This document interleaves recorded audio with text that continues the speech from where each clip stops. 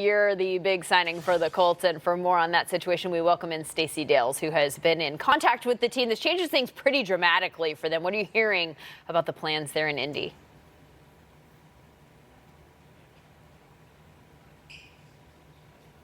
This team is ecstatic. Position of Phillip Rivers. Talking to the source I did this week, there's two parts to this thing. Number one, they feel this was a unique situation. They love Jacoby Brissett, great guy in the locker room, and really a good performer on the field for the most part. But you're getting a player in Phillip Rivers with a Hall of Fame resume, they believe, and then history and familiarity with this coaching staff. It's been well chronicled. Frank, the head coach, and his offensive coordinator, Nick Sirianni, both spent time with Phillip, with the Chargers, both at one point, his quarterback's coach, Frank Reich, ultimately becoming his offensive coordinator. And I think the bigger question now is when you look at this one lens, you say, well, what do they need from Phillip Rivers? They are not asking Phillip Rivers to come in and be the savior. He doesn't need to make heroic plays. What they want him to do is come in and be that 16-year vet, lead this team, help them win football games. And certainly they believe he has a whole lot left in the tank season. And so that's what they're going to seek out of him. And I think, understanding they have to surround him with talent at the skill positions. Chris Ballard, the GM, to tell you, who's, by the way, done a fantastic job creating this foundation in Indy. They've got to have parts around them. They have an all-pro offensive line, if you want to call it that. They have a 1,000-yard back in Marlon Mack. Their first, by the way, since 2016. They have a Pro Bowl tight end in Jack Doyle. Who do they add for T.Y. Hilton and company at that receiver position? 2 second-round picks in this draft. Still have some leverageability there. Bears went out and got a new quarterback today. Nick Foles headed to Chicago on a restructured deal. Is he going there to be the starter or to push Trubisky? Well, it's a great question. I think the margin lens for Mitch Trubisky is slim to none at this point. This you talk about familiarity and Nick Foles. Matt Nagy has roots with this guy in both Philly and Kansas City. Your new offensive coordinator, Bill Lazor, and your quarterbacks coach and John DeFilippo both have roots with him in Philly. He understands the philosophy. He understands the scheme. Chicago Bears are a team that in the last 2 seasons execute the run-pass option at a rate of 18%. That is second to just the Kansas City Chiefs, where Matt Nagy came from. And Phillip Rivers has been exceptional in his career with RPOs. And they've asked Mitch Trubisky to do that. When I margin of error, I will say for Mitch Trubisky, this competition will be strong.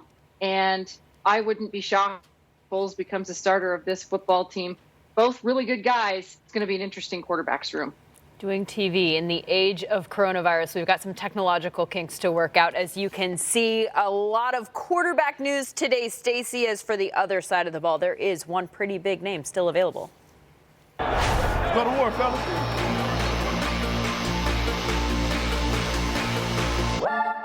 Being chased by Clowney, drags him down. Hello, Mr. Clowney. Great play is made by Clowney. Gets hit, ball is out. Clowney makes his name known. Clowney smelled it out perfectly. He's one of those guys just has a knack. It's intercepted. Clowney goes the other way. He's in. Touchdown, Seahawks. Now it's time to talk the best choice, presented by Golden Corral. Now we look at some of the free agent pass rushers out there. We just saw Jadeveon Clowney's the biggest name.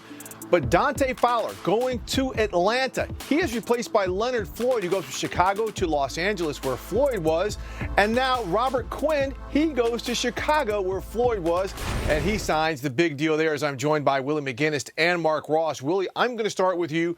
J.D. Clowney is the biggest name, former first overall pick. Why is he still out there, and is there a place that's an ideal location for him? Well, that's interesting. I thought he'd probably be one of the first guys off the board, but Atlanta was definitely one of those places. Seattle, Dallas, I don't know if they can afford him, but an interesting place. And I would say Washington Redskins, they got the number 2 pick. If they decide to take a quarterback with that 2 pick, they can add a defensive end because they're moving from the 3-4 to the 4-3. And I think with Clowney, because of the inconsistency on the football field, where there's injuries, the rumors about the work ethic and the other things that go along with it, when he's on, he's on. He's an explosive player. Everybody knows that. But you just don't get that in large samples. A good coach, Ron Rivera, somebody that's going to demand him to work, his work ethic, hold him accountable, somebody that he's going to respect, and be able to put him in position with other guys like Montez Sweat, Ryan Kerrigan, Jonathan Allen, guys that he can rotate and give him multiple reps but not wearing down, I think it'll be a good spot. But some of the things from his history is just haunting him right now, and it's a reason why teams aren't paying the big dollars for Clowney right now, and you see all these other guys coming off the board. Yeah, very interesting scenario you just laid out there for us, Willie. Mark, I mean, kind of absorb that.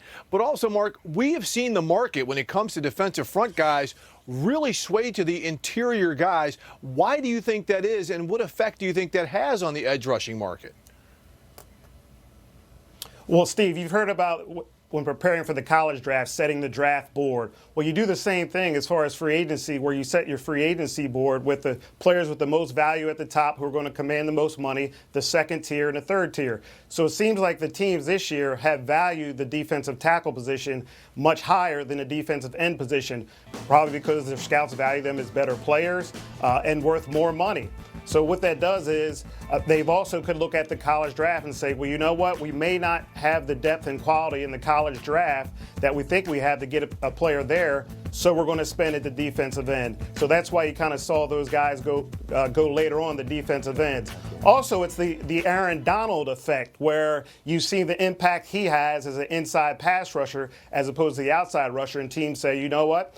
We don't have the edge rushing, but we can get the push inside, create havoc inside as opposed to the outside. So those three factors may have led to the demand for the defensive tackle position. Willie, as a former edge rusher yourself, I mean, do you think that the market now is going to be depressed a little bit and Clowney may be more affordable for some teams? Well, yeah, he's going to go drop down. And a lot of it, exactly what Mark said, if you got a playmaker, regardless if he's an interior guy or an outside guy, the value is there. You're going to go after those guys. And right now, it's rich depth in the inside. Those are the guys who were playmakers and making a mark for themselves. Limited guys on the outside, defensive ends. And if there's questions about a guy as a defensive end, if you're going to pay that much money, what are you going to get from him?